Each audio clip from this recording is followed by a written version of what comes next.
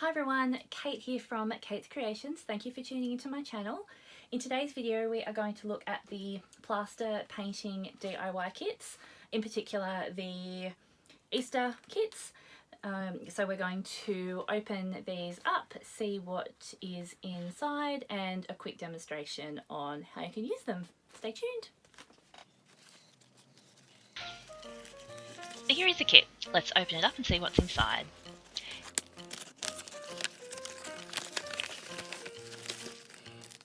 In this kit there is a paint palette, a paintbrush, glitter glue, blast figurines which include a unicorn, 2 eggs and a bunny, and a colour mixing chart.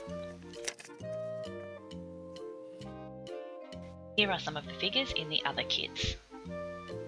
Cover your work surface with a protective mat or sheet.